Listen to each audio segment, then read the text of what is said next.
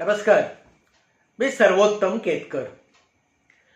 चिपळूणला 1910 साली सांगलीहून म्हणजे घाटावरून उतरून तुकाराम नावाचा एक जातीवंत सोनार चिपळूणामध्ये दाखल झाला. तुकाराम हा जातीवंत सोनार म्हणजे जातीपातीनी म्हणजे जन्माला सोनार म्हणून आलेला नव्हे, तर सांगलीमध्ये एका सोनाराच्या हाताखाली सोन्याचं कसब सोनार काम शिकून तो थेट घाटावरून कोकणामध्ये उतरलेला होता. बघता बघता पुढच्या 5-7 वर्षामध्ये म्हणजे 1917-18 सालाच्या दरम्यान हा एक नामचीन सोनार आणि गडगंज श्रीमंत झाला. आता सोनार गडगंज श्रीमंत होण्यासाठी काय करतो हे सगळ्यांना माहिती आहे. आणि या बाबतीमध्ये कधीतरी थोडीशी सलगी करून या तुकाराम सोनाराला कोणी छेडलं तर तो रागावत नसेल, तर दिलखुलासपणे सांगत असेल की बाबा आमच्यामध्ये असं आहे की सोनाराने सोनं खाल्लं नाही तर त्याला पाप लागतं. त्याची घंटावळ चांगली होती, म्हणजे त्यांनी केलेलं सोनार काम चिपळूणकरांच्या पसंतीला पडणारं होतं, त्यामुळे गिऱ्हाईकांची रीत त्याच्याकडे असेल. आणि त्यावेळेला म्हणजे 1910 पासून 18-20 पर्यंत सोनं खाण्याचे 3 प्रकार करत असत. म्हणजे 3 प्रकाराने लोकांचं सोनं आपल्याकडे ओढून घेत असत. सगळ्यात पहिल्यांदा जुने दागिने कोणी घेऊन आलं तर हे सोनार सगळ्यात पहिल्यांदा त्यांच्याकडे असलेल्या एका द्रावणामध्ये म्हणजे केमिकलमध्ये लिक्विडमध्ये हे सोनं टाकत आणि गिऱ्हाईकाला कारण असं सांगत की बाबा हे वापरून याच्यावरती मळ चढलेला आहे, घाण चढलेली आहे, तेल लागलेलं आहे, ते सगळं धुण्यासाठी हे एक साबणासारखं पाणी आहे आणि त्याच्यामध्ये हे सोनं टाकून लखलखीत करून बाहेर घेतो. मग थोडा वेळ ढवळून झाल्यावर त्या सोन्याचा काही अंश म्हणजे सोन्यातले काही मासे या द्रावणामध्ये खाली बसत आणि थोडंसं हलकं झालेलं ते सोनं हा तुकाराम सोनार बाहेर काढत असे. आता त्याच्यानंतर साहजिकच ते ओलं झालेलं सोनं त्या द्रावणामुळे चिकटलेला द्रव दूर करण्यासाठी ते त्याला तापवावं लागेल आणि म्हणून त्याच्याकडे जी थोडीशी सोनाराची बत्ती असे त्याच्यावर तो धरी ती बत्तीची ज्योत मोठी मोठी करी ते सोनं तापून लाल व्हायला लागे आणि मग ती नळी फुंकली सोनारे इकडून तिकडे गेले वारे या म्हणीचा उगम जिथे आहे ती सोनाराची नळी तो घेत असे आणि त्या गरम किंवा थोडंसं द्रवरूप होऊ लागलेल्या सोन्यावर फुंकर मारून त्यातले थोडेसे कण बाजूला उडवत असे. म्हणजे द्रावणामध्ये हलकं झालेलं सोनं या नळी फुंकली सोनारेमुळे अजून हलकं होत असे आणि मग ते सोनं तो वजन करायला त्याच्याकडे असलेल्या तराजूच्या एका पारड्यात टाकत असे.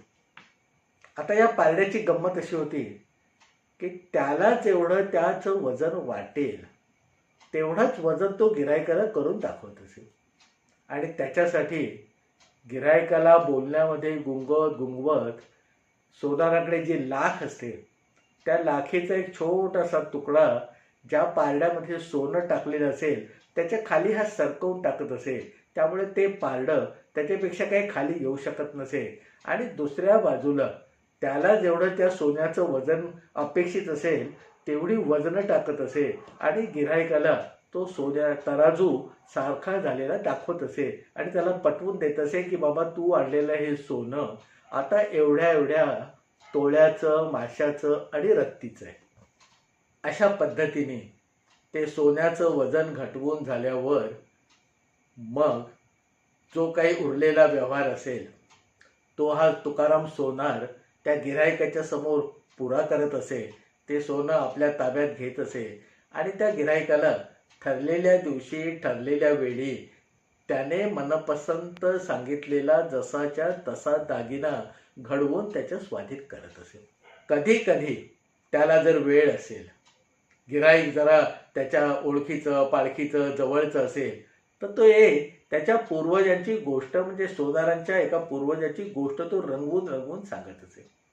एका गावातल्या एका राजाने म्हणजे एका राज्यातल्या एका राजाने असा पण केला की बाबा माझं सोनं मी या सोनाराला खाऊ देणार नाही.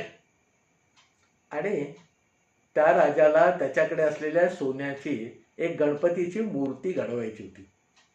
तर त्या सोनाराला अट सांगितली की बाबा माझ्याकडे येऊन तुझी जी काही साधनं असतील ती घेऊन ये, माझ्या दरबारातल्या एका बाजूला बसून ते काम कर, तुझ्या चारही बाजूला पहारेकरू उभे असतील आणि तू निघून जा. सोनार या गोष्टीला कबूल झाला म्हणे. आणि सोनाराने दुसऱ्या दिवसापासून आपली जी काही हत्यारं होती ती घेऊन आला आणि राजाच्या पहारेकऱ्यांच्या कोंडाळ्यामध्ये राजांनी दिलेल्या सोन्याची मूर्ती घडवायला सुरुवात केली. रोज थोडी थोडी करत एक 15-20 दिवसांनी ती मूर्ती तयार झाली आणि राजाला ती पसंत पडली. राजाला जशी पाहिजे होती तशीच त्या सोन्याची गणपतीची मूर्ती तयार झाली आणि आता ती राजाच्या ताब्यात देणार. त्यावेळेला या सोनारांनी राजाला एक कायदा सांगितला की बाबा आम्ही सोन्याचा कुठचाही देव घडवला की आमच्या हाताने त्याला नदीमध्ये नेऊन आंघोळ घालतो आणि मगच तो जे गिऱ्हाईक असेल त्याच्या ताब्यामध्ये देतो. आता राजा म्हणाला ठीक आहे, माझे 4 पहारेकरी देतो, त्याच्याबरोबर घेऊन जा, गावच्या नदीमध्ये काय तुझा जो उपक्रम आहे नियम आहे तो पुरा कर आणि जी सोन्याची मूर्ती आहे ती माझ्या ताब्यात दे. म्हणून असं म्हणता म्हणता 4-5 पहारेकऱ्यांबरोबर हा सोनार ती सोन्यानी त्यांनीच घडवलेली गणपतीची मूर्ती घेऊन नदीपर्यंत गेला. नदीवर त्याने त्याच्या पद्धतीप्रमाणे नियमाप्रमाणे रीतीप्रमाणे ती 3 वेळा पाण्यामध्ये बुडवली आणि त्या पहारेकऱ्याच्या हातामध्ये दिली. आणि तो पहारेकरी ती मूर्ती घेऊन राजाकडे आला आणि राजाला ती त्याने सुपूर्द केली. दुसऱ्या दिवशी हा सोनार उठून राजाकडे गेला आणि त्याची जी काही बिदागी होती ती वसूल केली आणि राजाला कानामध्ये सांगितलं की महाराज तुम्ही हे जे सगळे चौक्या पहारे बसवलेत ते सगळे फुकट गेलेत. राजा चमकलं, म्हणे असं कसं झालं, माझे तर पहारेकरू विश्वास होत. ते म्हणे त्यांचा विश्वासाचं काही त्याचा भाग नाही आहे, ते कोणी अविश्वासू नाही, तुमचे खंदे आहेत. पण तुम्हाला काल जी मूर्ती मिळाली आहे ती पितळेची आहे म्हणे. तशी राजा चमकला, म्हणे बाबा हे तू केलंस तरी केव्हा. म्हणे मी तुम्हाला सांगितलं होतं ना की सोनाराचा हात सोनं खाण्यामध्ये तुम्ही धरू शकत नाही. आणि मग त्याने राजाला जी कहाणी सांगितली ती आपल्या सगळ्यांना स्तिमित करणारी आहे.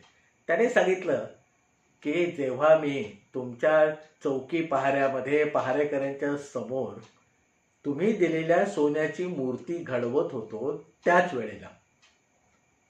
वेळेला तशीच एक मूर्ती मी माझ्या घरी जाऊन पितळेची घडवत होतो. रोज जेवढं सोन्याच्या मूर्तीवर काम करायचो तेवढेच मी घरी जाऊन पितळेच्या मूर्तीवर काम करायचो. आणि ज्या दिवशी ही मूर्ती तयार झाली आणि मी तुम्हाला सांगितलं की उद्या हिला नदीमध्ये स्नान घालून मी तुम्हाला देईन, त्या दिवशी रात्री मी माझ्याकडची पितळेची मूर्ती आधीच नेऊन त्या नदीमध्ये ठेवली होती. तुम्ही दिलेली सोन्याची मूर्ती मी खाली ठेवली आणि बुचकळून काढून पितळेची मूर्ती तुमच्या पहारेकऱ्याच्या स्वाधीन केली. आता या तुकारामाला 2 मुलं होती. मोठा जानू म्हणजे जनार्दन आणि त्याची धाकटी मुलगी होती, तिचं नाव चांदी. आता दिवसेंदिवस या तुकारामाचा व्याप वाढत होता, ही मुलंही मोठी होत होती. तशी 17-18 वर्षाची ही चांदी झाली तसं तिला मागणी येऊ लागली आणि त्यातल्या त्यात एक बरं स्थळ बघून या चांदीचं लग्न या तुकारामांनी एका माणसाबरोबर लावून दिलं. नवऱ्याबरोबर तिच्या लावून गेलं. पण तो चिपळुणातला आसपासचा सांगलीतला नव्हता, तर त्याचं जावई थेट मुंबईचा होता. मुंबईतला लालबागला एक कापडाचा मोठा व्यापारी होता आणि बहुधा त्याचं नाव घोसाळकर होतं. तर या घोसाळकरांच्या धाकट्या मुलाला ही चांदी तुकारामाने दिली.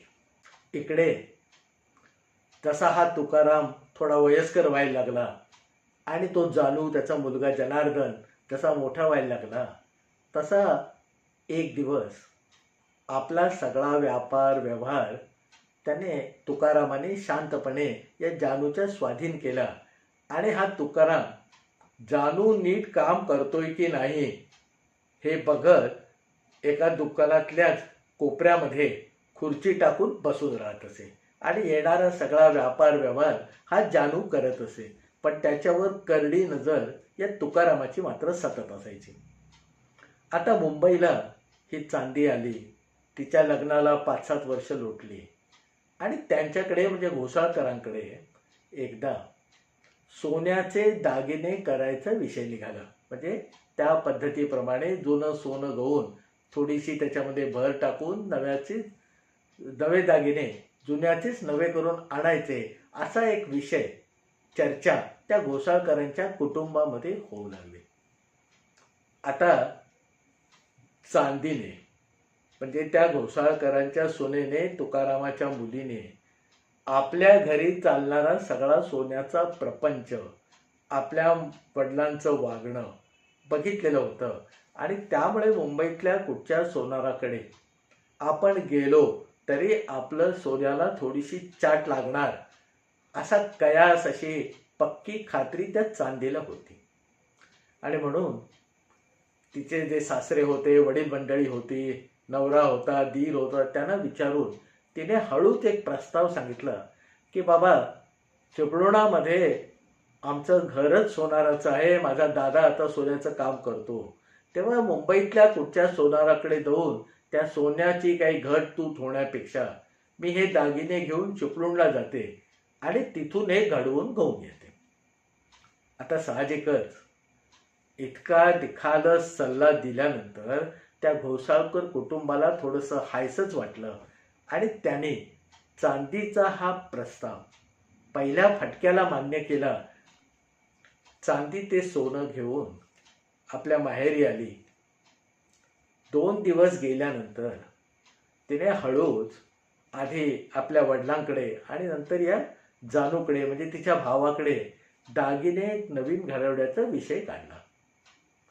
आता सख्या मुलीच्या घरच्या दागिन्यांना कोण नाही म्हणणार, तर या उक्तीप्रमाणे, या परंपरेप्रमाणे तुकाराम आणि जानू म्हणजे चांदीचा भाऊ आणि चांदीच्या वडिलांनी हे तिचं मागणं मान्य केलं.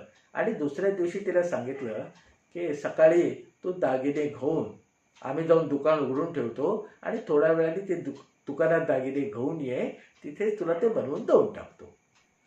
दुसऱ्या दिवशी जेव्हा चांदी आपल्या घरचे ते दागिने घेऊन मोठ्या विश्वासाने आपल्याच घरच्या दुकानामध्ये आली, त्यावेळेला तुकाराम कोपऱ्यावर एका खुर्चीमध्ये बसलेला होता.